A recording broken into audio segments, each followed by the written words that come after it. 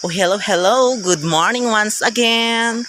Oh, ngayon, this is my second day na gagawa ako ng aking vlog. Oh, ngayon naman, by the way, welcome. I am Giovanni Manactor and this is my channel. Wag nyo naman kalimutang mag-like, subscribe, and hit the notification button para sa ganun ay mafa-follow ninyo ako sa mga bago kong upload. Ayun.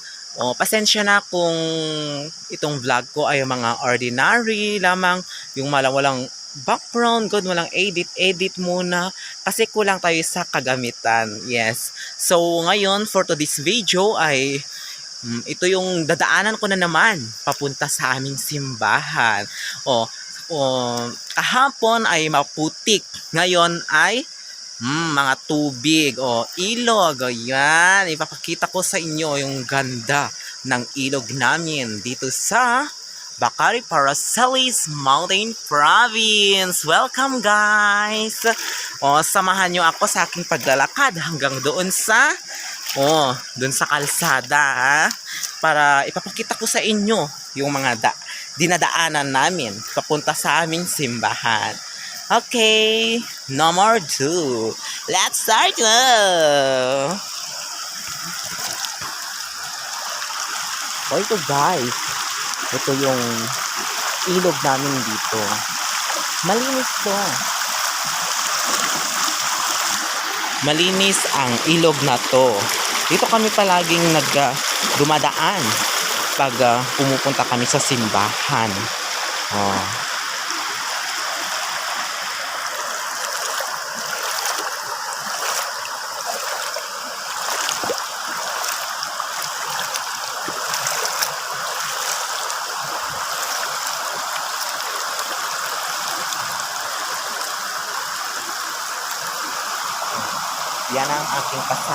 Yan ang aking kasama, aking kapatid.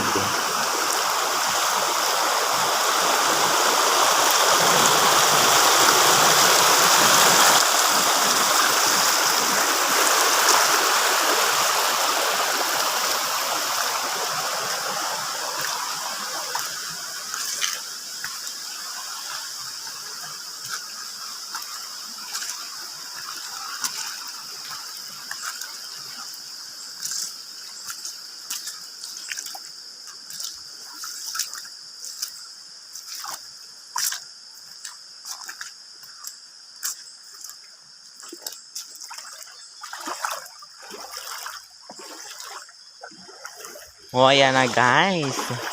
Matubig, diba? Sana hindi kayo magsasawa sa akin sa panonood dito sa videos ko. Sensya na talaga. Nagsisimula pa lang ako. Ako'y humihingi ng yung suporta, tulong sa pamamagitan ng inyong pag-like, follow, share, and then mag-subscribe. Kung gusto nyo rin ay i-follow ninyo yung Facebook page ko. Giovanni. Yung pangalan ko doon ay Giovanni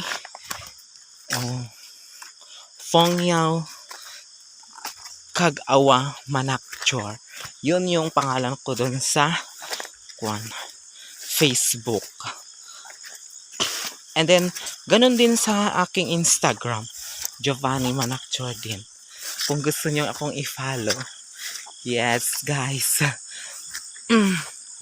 Mga mapupuno, mga saging. Medyo liblib kasi itong baryo namin. Yung papunta doon sa aming bahay. Medyo liblib kasi yung mga daanan. Pero hindi naman nakakatakot. Ang ganda naman kaya. Kaya lang, pag ngayong tag-ulan, maputik yung daan, yung problema, yung daanan.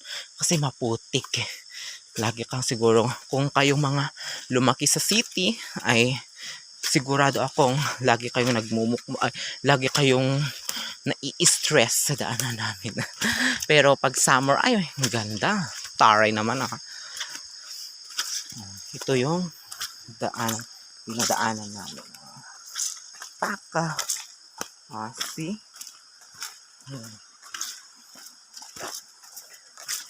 Pag yung mga laking city ang lalakad dito, sigurado kuan. Ang dami nilang reklamo. Ito naman kasi ang lalakad sa ganyang klaseng daanan. Pero actually, ang ganda talaga. Ang ganda. Meron kasi yung mga views dito sa Paracelis na makikita na talagang pag nakita mo at pinuntahan mo, mawawala yung mga pagod, yung mga stress mo. Ganon. Yes. Kahit ganito yung dinadaanan namin. Pag sa simbahan na ang usapan, wala sa amin yung putik-putik na gano'n. Simbahan na yan ang pupuntahan. Magre-reklamo ka pa ba? Yung Panginoon na yung mo, pinag-uusapan na dyan.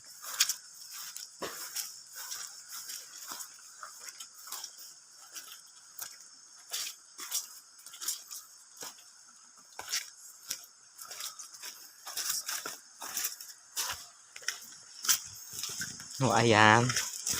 Di ba? Kitang-kita ninyo yung yung mga klase daanan. Yung dinadaanan ko. Mga matubig, maputik. Talagang aayawan mo pag nakita mo. Pero dahil sa salita ng Diyos, dahil sa wala ka magagawa. Talagang hindi ka talaga magrereklamo. Oo. At ba't ka naman kasi magrereklamo Ganito naman talaga kasi ang daanan.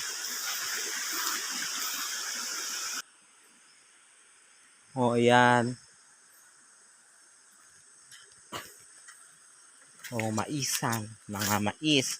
Yan kasi ang isang pangunahing kinabubuhay ng mga taga Paracelis.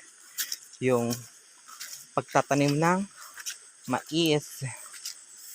At yung mga saging. Yan yung mga produkto nila. Yan ang mga unang mga produkto nila. Yung prioridad talaga. Mais at mga saging.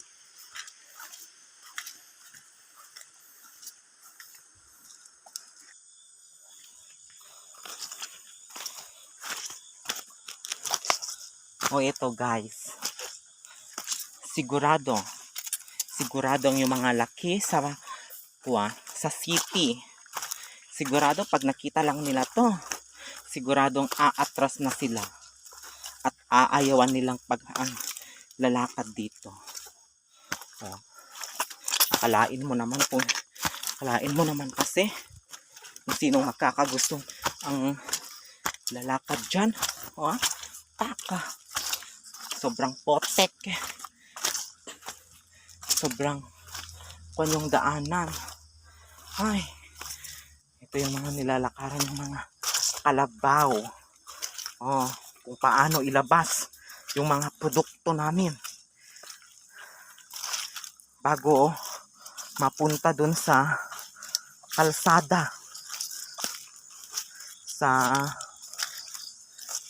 provincial road. Ayan guys, kaya ako'y humihingi ng tulong sa inyo, charot, para ma-improve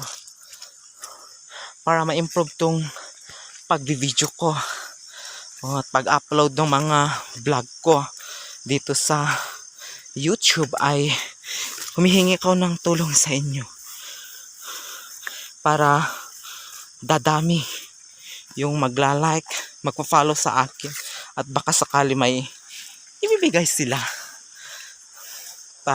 pambili ng bago nating camera, gano'n, yung mga ginagamit sa pag-vlog, gano'n, para naman ma-improve natin, at upang sa gano'n ay mas malawak ang ating pupuntahan, mas malayo, at mas lalong lalayo tayo dito sa Paracelis. At para maipakita ko sa inyo lahat yung mga kagandahan, yung mga itinatagong kagandahan o nature ng Paracelis. Tignan nyo to, ang ilog namin, napakalinis yan. Galing sa mountain, sa kabundukan, yung tubig na yan. Yan na yung panghuling ilog na aming lalakarin.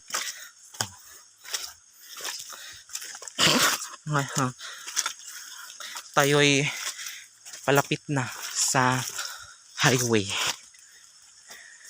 kung saan ay sementado na yung lalakarin natin. See? Ito yung mga pangunahing produkto dito din sa Paracelis. Saging. Nakikita nyo sa likod ko, puro saging yan. Mahigit 2 hectare yata to na tinamnan nila ng saging.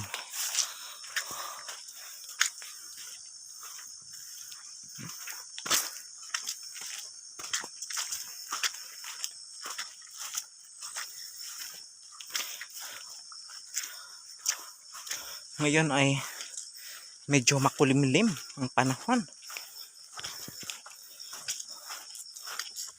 Nung nakaraang araw pa to na nagkakaganito yung panahon, yung ulan ng ulan, kaya sobrang putik yung daan. Kaya yan ang isang problema dito sa aming probinsya. Pag maulan talaga, mapapagod ka ng husto sa paglalakad dahil sa putik na to. Alam nyo naman yung mga politician, kulang-kulang yung mga proyekto, kaya ganito mapuputik yung daan namin. Sinama pa naman natin yung politika na yan.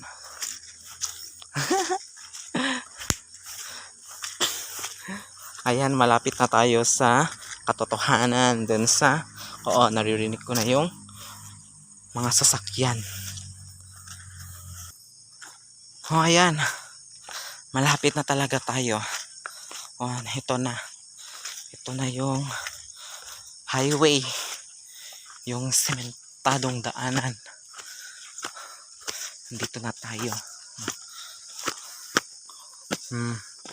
Ito na. Pero tignan nyo yung paa ko. Putik.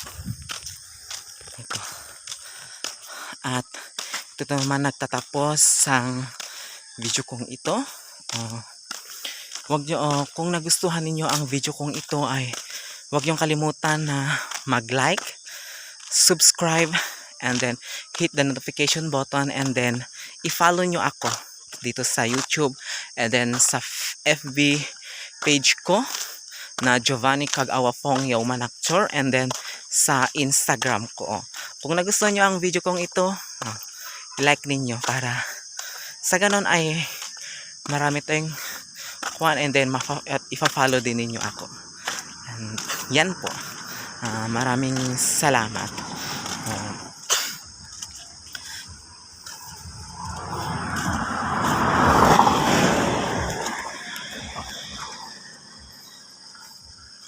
Today and tomorrow and to another day have a chance is another chance. Kunak man gayam, talak kakagis-isip. Okay? Today, tomorrow, and to another tomorrow is have another chance. Salamat.